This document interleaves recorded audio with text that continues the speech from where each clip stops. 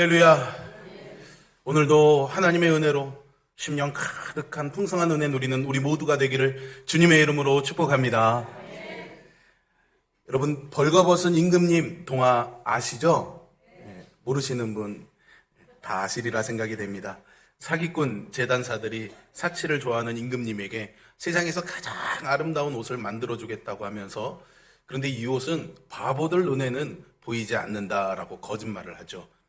바보 눈에는 보이지 않는 옷, 이 거짓말에 속아서 임금님도 신하도 백성들도 다 바보가 되지 않기 위해서 보이지도 않는데 보인다고 이 옷이 세상에서 가장 아름다운 옷이라고 극찬하는 진풍경이 벌어지는데, 그때 행차를 하던 임금님을 보고 한 꼬마가 이렇게 말하죠. 아, 저 임금님 옷도 안 입고 다니네. 벌거벗은 임금님이다. 여러분, 사람이라면요 다 바보라는 소리 듣기 싫어합니다. 어릴 때 여러분들 친구들 놀릴 때 바보 바보 바보야 뭐 이렇게 놀린 기억들도 있으실 겁니다. 이야기 속에 임금님과 신하와 백성들도 마찬가지였죠.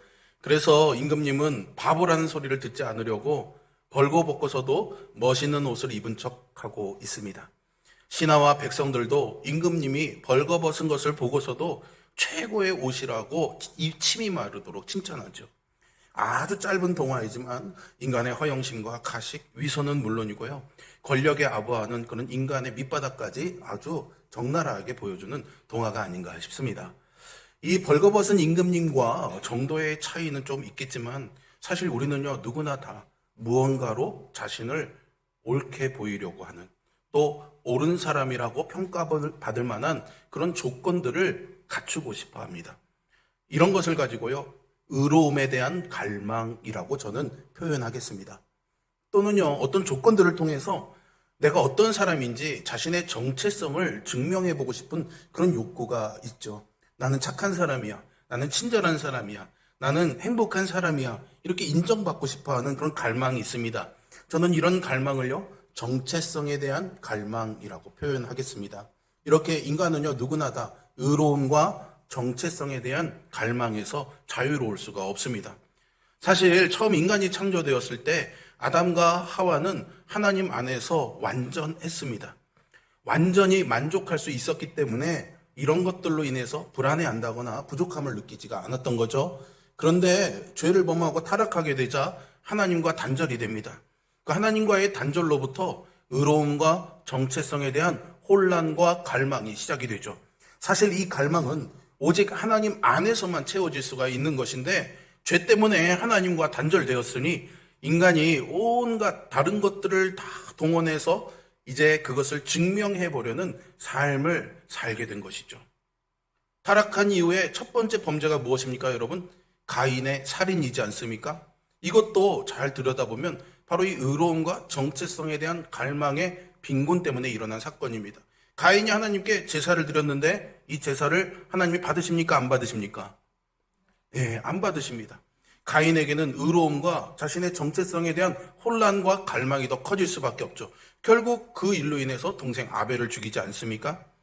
여러분, 하나님을 인정하지 않고 하나님 밖에서 이렇게 자신의 의로움과 정체성을 확인받고 싶어 할 때 우리는 죄의 나락으로 더 깊이 들어갈 수 있고요, 그것에 더 집착해서 매달리게 되다 보면 우리가 추구하는 그 모든 것들이 다 무엇이 된다? 우상이 되는 겁니다.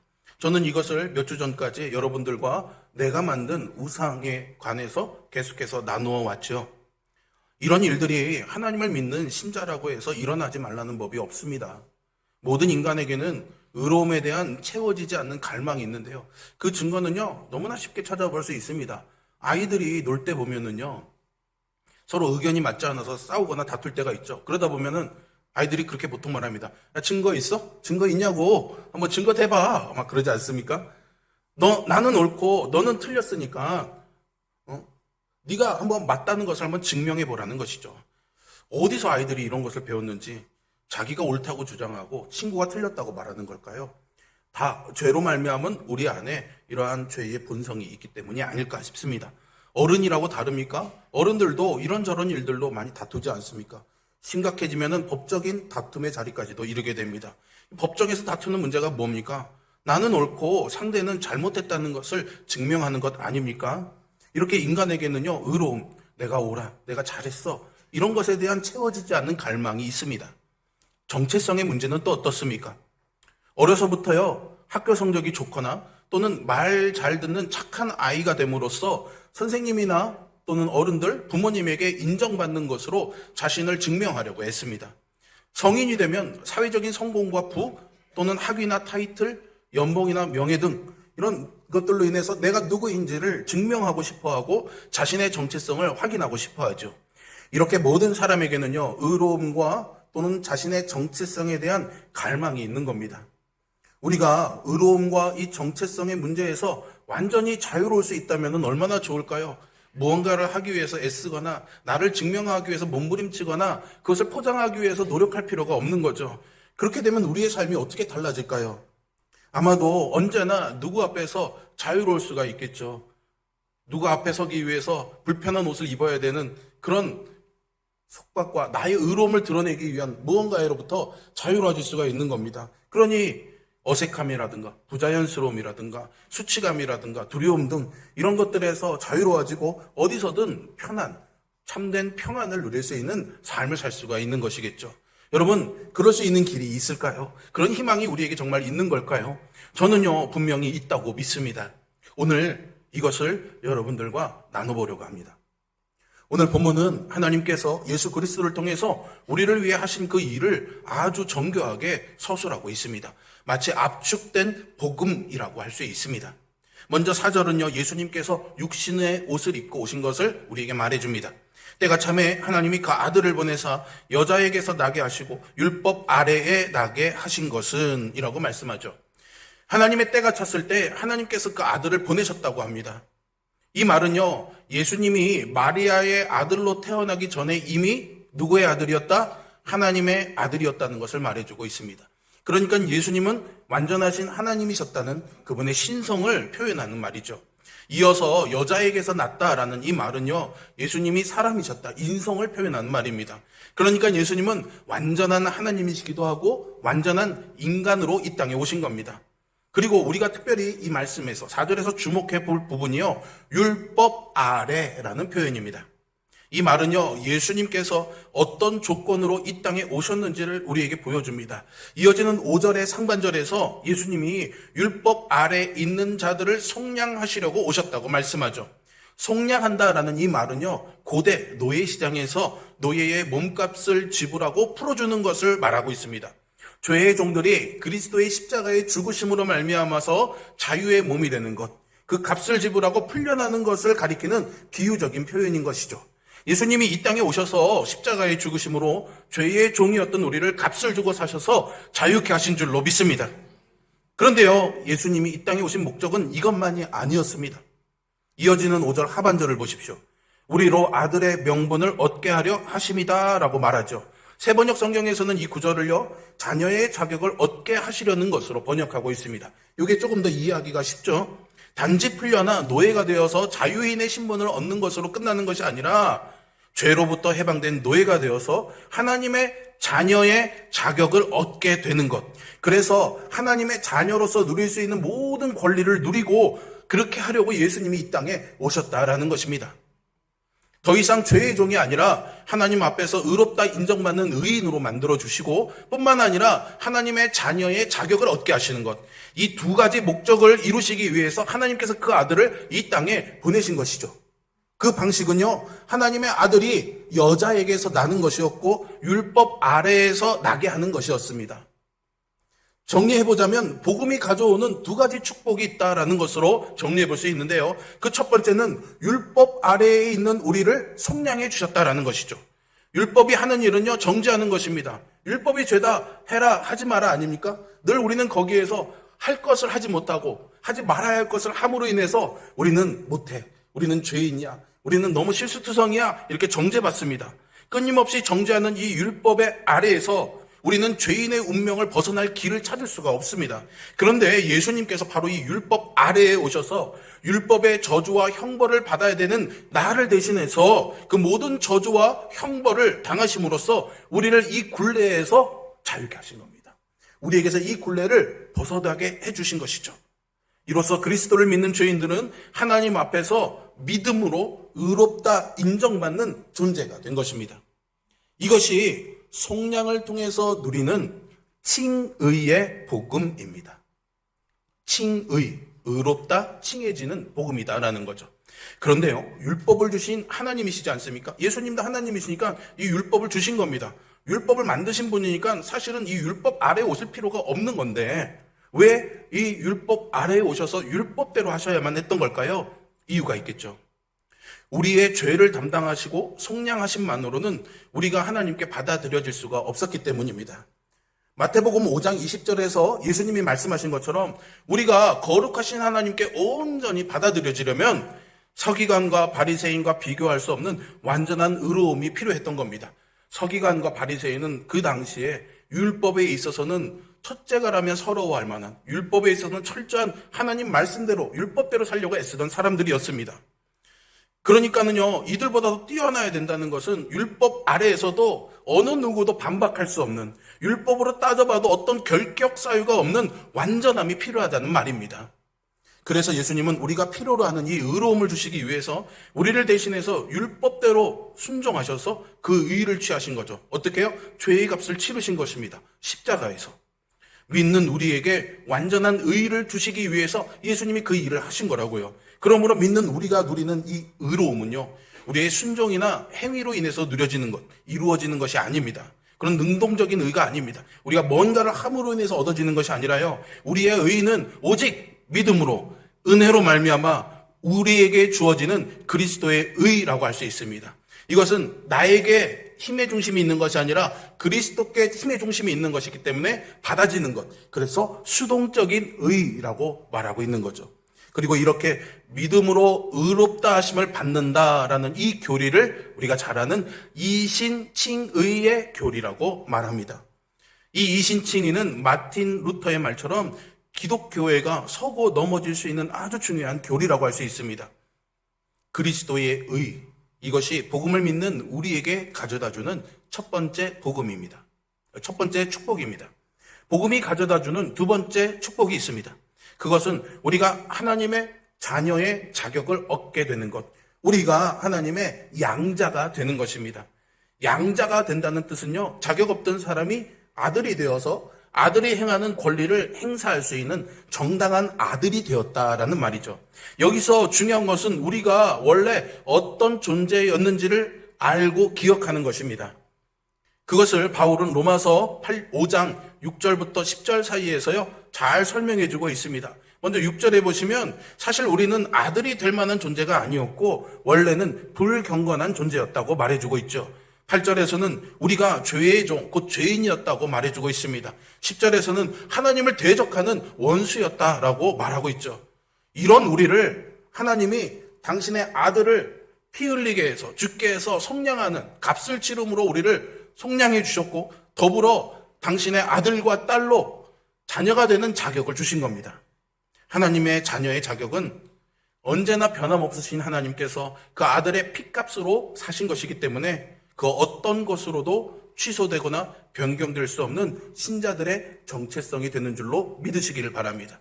즉 하나님 안에서는 파양이 없는 겁니다. 한번 자녀가 되면 변하지 않는다는 사실을 꼭 기억하시기를 바랍니다. 여러분, 이 복음의 두 가지 축복, 죄에서 속량되고 자녀의 자격을 얻게 되는 이 축복이 일어나는 것은 전적으로 그리스도 안에서 이루어집니다. 그리스도를 떠나서 주어지는 복은 없습니다. 우리가 하나님 앞에서 의롭다 인정받고 하나님의 자녀가 된 것은 그리스도 때문에, 또 그리스도 안에서 일어난 일입니다. 그래서 우리를 기독교라고 하는 겁니다. 그리스도를 믿는 그리스도인이라고 말하고 있는 거죠. 우리는 하나님께서 예수 그리스도 안에서 우리를 위해서 어떤 일을 하셨는지 정확하게 이해할 필요가 있는 거죠. 왜냐하면요, 아는 만큼 보인다고 하지 않습니까? 우리의 신앙은요, 절대적으로 이 복음에 대한 이해를 넘어서는 성장할 수가 없기 때문입니다. 그렇다면 이 복을 받은 우리들이 어떻게 반응해야 되는 것이 마땅한 것일까요? 이 복음을요, 날마다 자기 자신에게 전하는 겁니다. 누구에게요? 자기 자신에게 전하는 겁니다. 따라해 보세요. 날마다 나에게 복음을 전하는 것. 이것이야말로 오늘날 저와 여러분에게 있어서 절대적으로 필요한 믿음의 일이라고 저는 생각합니다. 날마다 나에게 복음을 전하는 게 뭔가요, 목사님? 아마 궁금하실 겁니다. 저는 한 두 가지 정도 중요한 내용을 말씀드리겠습니다. 첫째는요, 회개하는 것이고요. 둘째는요, 복음을 믿는 것입니다. 첫째는 뭐라고요? 회개하는 것. 둘째는 뭐라고요? 복음을 믿는 것입니다. 여러분, 회개하면 어떤 생각이 드십니까? 눈물, 콧물 다 흘리면서. 옛날에 엄마 주머니에서 10원 가져갔던 것부터 다 끄집어내서 울던 그런 기억들이 생각날 겁니다. 여러 이야기를 할 수 있겠지만 저는 오늘 여러분들에게 회개에 관한 중요한 한 가지를 다루려고 하는데요. 우리가 무엇을 회개해야 하는가입니다. 당연히 우리는 하나님 앞에서 범한 죄를 회개해야 되겠죠. 그러면 보통은 살인이나 도둑질, 폭력, 강간, 이런 것들을 회개해야 된다고 생각할 수 있습니다. 맞습니다. 하나님께서 모두 다 금하시는 것들이니까는요. 하지만 대부분의 사람들은 그런 죄를 짓지는 않습니다. 혹시 여기 살인하신 분 계신가요? 네. 네.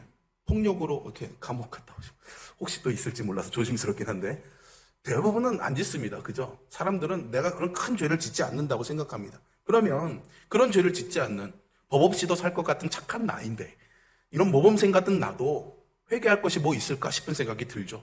뭘 회개해야 될까요? 어떻게 해야 될까요? 물론요, 요한일서 3장에서 보시는 것처럼 마음으로 형제를 미워하고 분노하는 것도 살인이라고 하셨고요.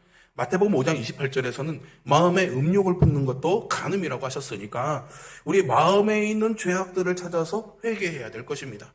그런데요, 그것으로도 다가 아닙니다. 특별히요, 우리 마음에 숨은 아주 간악한 죄가 있는데요. 그게 무엇인지 아십니까? 여러분, 그게 바로요, 자기의입니다. 사람들은요, 이게 죄라고 생각하지 않습니다. 오히려 하나님 앞에 올바로 서기 위한 노력이라고 포장하죠. 자기가 의로워지려는 것, 자격 있는 자가 되려는 것, 뭔가 하나님께 옳다 인정함을 받기 위해서 붙잡는 것들, 자기의. 그것이 회개의 가장 핵심이라고 성경은 말합니다.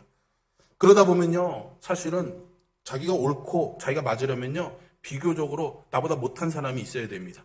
그러니까 자기 주변에 있는 누군가를 무시하는 일을 하게 됩니다. 무관심해지기도 합니다. 그런 일을 회개해야 되는 거죠. 여러분, 예수님이 바리새인과 세리의 기도에 대해서 이야기하시잖아요. 그때 바리새인은 나는 저 세리보다 훨씬 낫습니다라고 기도하잖아요. 만약 바리새인이 오늘 제가 나눈 이 말씀대로 자기 의에 대한 깨달음을 가지고 하나님 앞에 정말로 회개한다면 어떤 것을 회개해야 될까요? 아마도 자기가 기도하면서 세리나 죄인들과 구별해서 그들을 무시했던 죄를 깨닫게 될 것이고요. 그렇다 보면 자기 안에 숨어있는 자기 의를 회개하게 될 것입니다. 자기가 7일에 한 번씩 2번이나 금식하고 소득의 11조를 드린다고 기도하다가 내가 주님이 주시는 그리스도의 의를 붙잡지 않았고 내 의를 붙잡고 있었구나, 이걸 깨닫고 회개하게 되는 거겠죠. 참된 회개는요, 이렇게 무의식적으로 나의 것을 붙잡고 누군가에게 불친절하거나 무관심했던 일들을 회개하는 것입니다. 이런 것들이 다 자기 의와 관련된 죄악들이죠. 우리가 이런 자기 의를 회개할 때 어떤 일이 일어날까요? 비로소 그리스도의 의를 진정으로 의지하고 붙드는 믿음의 자리로 나아가게 되는 것입니다. 온전히 주님을 의지하고 하나님 손에 붙들려 사는 삶으로 나아가는 것이죠. 복음주의 기독교 작가인 제리 브리지스라는 분이 있습니다. 이분이요, 쓴 책의 제목이 오늘 말씀의 주제와 되게 비슷합니다. 날마다 자신에게 복음을 전하라 라는 책에서 이 회개가 어떻게 우리 그리스도인들을 인도하는지를 설명합니다. 좋은 내용에서 제가 책에 있는 내용을 그대로 여러분들에게 읽어드리겠습니다. 회개는 그리스도인의 가장 놀라운 특권 가운데 하나다. 회개하는 그리스도인은 하나님의 자비와 은혜에 초점을 맞춘다.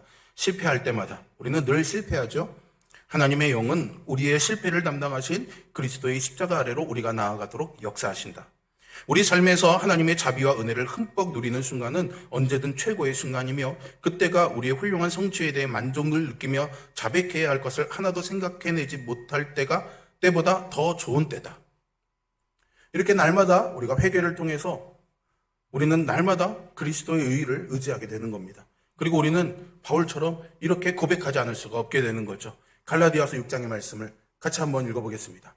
그러나 내게는 우리 주 예수 그리스도의 십자가 외에 결코 자랑할 것이 없으니 그리스도로 말미암아 세상이 나를 대하여 십자가에 못 박히고 내가 또한 세상을 대하여 그러하니라. 아멘. 이렇게 날마다 나에게 복음을 전하는 것의 첫 번째 의미는 회개라고 말씀을 드렸습니다. 그러면 두 번째는 뭐라고요? 복음의 약속을 믿는 것입니다. 복음을 믿는 것이라고 말씀드렸죠. 오늘 본문에서 바울이 설명하고 있는 복음의 내용은 믿는 우리가 그리스도 안에서 그리스도의 의를 은혜로 받아서 하나님 앞에서 의롭다 인정받게 되었다는 것과 그리스도를 통해서 우리를 죄의 종에서 자유하게 하신 것, 그리고 여기서 더 나아가서 우리로 하나님의 자녀가 되는 자격을 얻게 하셨다라는 것입니다. 이것은 아까 말씀드린 것처럼 이신칭의와 양자됨으로 요약이 됩니다. 이신칭의, 믿음으로 의롭게 되는 것, 양자됨은 입양이 되어서 누군가의 자녀가 되는 것을 말하는 거죠. 이 두 가지 사건이 우리에게 아주 중요합니다. 이것은 법적으로 아주 단번에 일어난 사건입니다. 예수를 믿음으로 중생하는 순간에 우리 안에 이루어지는 일입니다.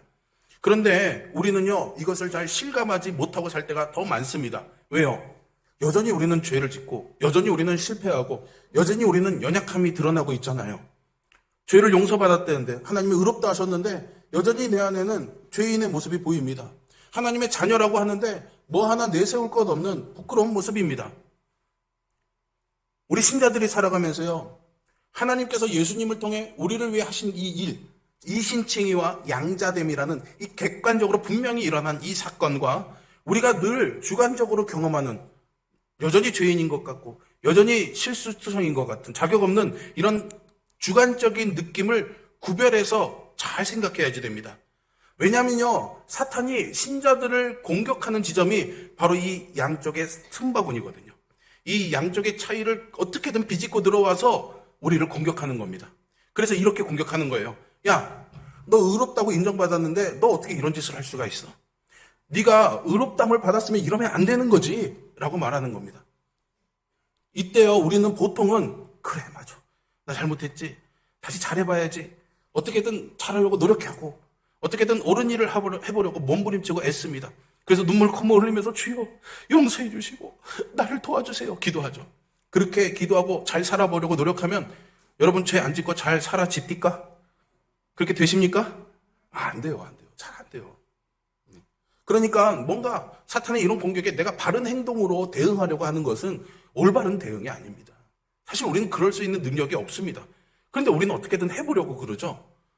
우리는요, 바울이 가르쳐준 로마서의 말씀을 기억해야 됩니다. 로마서 8장 33절과 34절에 이렇게 말하고 있죠. 같이 한번 읽어봅니다. 누가 능히 하나님께서 택하신 자들을 고발하리요? 의롭다 하신 이는 하나님이시니 누가 정죄하리요? 죽으실 뿐 아니라 다시 살아나신 이는 그리스도 예수시니 그는 하나님 우편에 계신 자요 우리를 위하여 간구하시는 자시니라. 아멘. 아멘. 우리는요, 우리의 순종과 행위로 의롭다 인정받는 것이 아닙니다. 우리가 가진 의는 그리스도에게 있는 의입니다. 그것은 예수 그리스도를 믿음으로 우리에게 주어지는 수동적인 의입니다. 우리는 이 복음을 믿음으로써 우리를 공격하는 마귀를 대적해야 되는 겁니다. 우리는 이것을 믿음으로써 우리를 공격하는 마귀를 대적해야 되는 겁니다. 그래서 믿음으로 우리가 이기는 겁니다. 노력으로 이기는 것이 아니라, 나의 선한 행위로 이기는 것이 아니라 뭐로 이긴다고요? 믿음으로 이기는 겁니다. 뭐로 이긴다고요? 믿음으로 이기는 겁니다. 믿음이 이기네, 믿음이 이기네, 주 예수를 믿음이 온 세상이 이기네. 이 찬양의 의미는 이겁니다, 여러분. 내가 잘 될 거야, 좋아질 거야, 복된 일이 일어날 거야, 그걸 믿어서 이기는 게 아니라고요. 나는 여전히 죄인이고 나는 여전히 자격 없지만 예수님이 그렇지 않다고 하셨어. 예수님이 나를 하나님 앞으로 그렇게 끌고 데려가시지 않을 거야. 나를 옳다고 데려가실 거야 라고 믿는 그 믿음으로 이겨내시기를 주님의 이름으로 축복합니다. 자녀가 되는 자격을 얻는 것도 마찬가지입니다.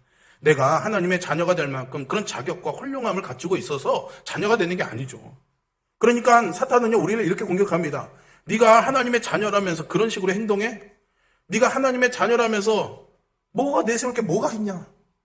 세상에서 하나님의 자녀라고 증명할 만한 뭐가 있어? 오히려 더 부끄럽게 살고 있지 않아? 이렇게 공격해오는 거죠.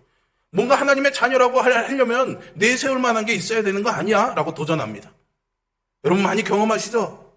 심지어는 신자들끼리 서로 그렇게 공격합니다. 도와준다고, 격려해준다고, 위로해준다고 하면서 오히려 이렇게 공격할 때가 얼마나 많은지 모릅니다. 우리는 자녀다운 행동을 함으로써 사탄을 굴복시키는 것이 아닙니다. 죄의 노예였던 나를 속량시켜 주시고 자유하게 하셨고, 거기서 더 나아가 내 믿음만을 보시고 나를 하나님의 자녀로 삼아주셨다. 이 믿음의 고백을 함으로써 사탄을 이겨내는 승리자가 되시기를 주님의 이름으로 축복합니다. 여러분, 우리가 거듭났을지라도 이 땅을 살아가는 동안에는 여전히 죄성이 남아있다는 이 사실을 꼭 인정하고 기억해야 됩니다. 죄성은요, 자기 중심적입니다. 그래서 죄성은 우리가 그리스도 안에서가 아니라 내 안에서 뭔가 명분을, 자격을 얻고 싶어하는 그런 성향으로 드러나게 되죠. 그래서 내가 실제로 의로운 일을 행함으로써 의롭다 인정받고 싶어하고 하나님의 자녀다운 행동을 함으로써 그런 결과를 만들어내므로써 자녀라고 인정받고 싶어하는 마음들이 일어납니다. 그러면 여러분들은 그리스도의 의의를 붙잡는 것이 아니라 자기 의의를 붙잡고 있는 것입니다. 자기 우상을 만들고 있는 겁니다. 복음은 우리 안에 있는 의로움과 하나님의 자녀가 될 만한 그 어떤 이유도 자격도 없다고 말합니다. 우리 안에는요. 복음은 하나님께서 당신의 모든 자비하심과 선하심 가운데 예수 그리스도 안에서 우리를 위해서 하신 일입니다. 그것은 객관적으로 분명하게 이 땅에 오셔서 인간으로 사셨던 인간 예수님의 삶과 죽으심을 통해 우리에게 이어지고 일어나는 일들이죠. 그리고 우리에게 믿음을 주셔서 그것을 믿게 하는 그 순간 복음의 은혜가 우리에게 적용이 되어지는 겁니다.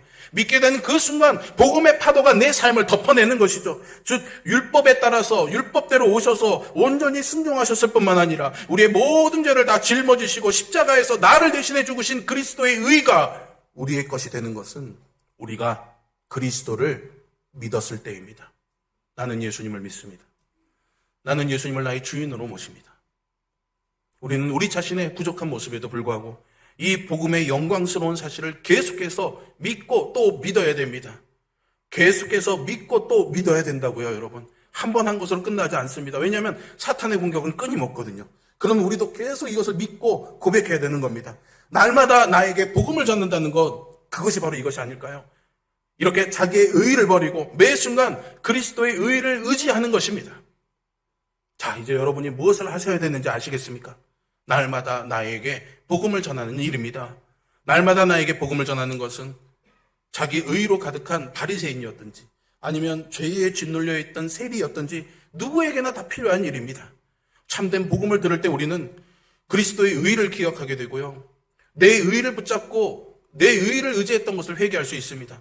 아니면 참된 복음을 들을 때 나는 이런 의로움이 없어 라고 죄에 주눅 들어있던 죄책감에 눌려있던 그 자리에서 일어나 자유함을 다시 누릴 수 있게 되는 것이죠. 더 이상 자기 의의를 쌓아서 자기를 드러내려고 노력하지 않을 만큼 자유함을 얻게 되는 것입니다. 더 이상 나의 정체성을 확인하기 위해 증명하기 위해서 나를 치장하거나 포장할 노력이 필요 없는 겁니다. 나의 나된 것은 오직 하나님의 은혜입니다. 이 고백을 입에 달고 살아가게 되는 것이죠. 그리고 우리는 드디어 주님의 형상을 담는 변화를 경험할 것을 저는 믿습니다. 그래서 저는 계속해서 여러분들에게 이 복음을 전하고 있는 것입니다. 이 복음을 통해서만 우리는 그리스도의 얼굴에 나타난 하나님의 영광을 보게 될 것이고 그 영광을 볼 때에만 우리는 주님과 같은 형상으로 닮아가게 될 것이기 때문입니다. 여러분, 주님의 형상으로 변화되는 이 놀라운 은혜를 경험하고 싶으십니까? 그렇다면 저에게만 의존하지 마십시오. 목사님에게만 좋은 말씀 듣는 걸로 끝나면 안 됩니다. 일주일에 한 번 들어와서 듣는 이 말씀을 어떻게 우리가 살아갑니까? 날마다 말씀 앞에서 기도하고 찬양하면서 날마다 자기에게 복음을 전하는 이 일을 멈추지 마십시오. 날마다 하나님의 은혜에 살아가기를 원하십니까? 그렇다면 날마다 나에게 복음을 전해야 됩니다. 어떻게 해요? 이렇게 말입니다. 따라해 보세요. 나는 하나님 앞에서 죄 용서받았고 나는 하나님의 자녀다. 그렇게 희말이 없이 얘기해서 참 이겨내시겠어요. 전혀 나는 그러고 싶은 생각이 없습니다라는 투로. 그럴 분은 그러십시오. 그렇지 않고 정말로 잘해보고 싶다. 이 은혜에 살아보겠다 하신 분들은 큰 소리로 한번 나에게 선포하는 겁니다. 목사님 기분 좋으라고, 목사님 설교 잘했다고 인정해 주시려고 큰 소리를 하는 게 나에게 선포하십시오. 그리고 지금도 나를 삼키려는 우는 사자같이 내 옆에 있는 사탄을 향해서 우리 함께 믿음으로 선포하는 겁니다. 아시겠죠? 따라하세요. 나는 하나님 앞에서 죄 용서받았고 나는 하나님의 자녀다. 나는 하나님의 자녀다. 나는 하나님의 자녀다. 기도하겠습니다.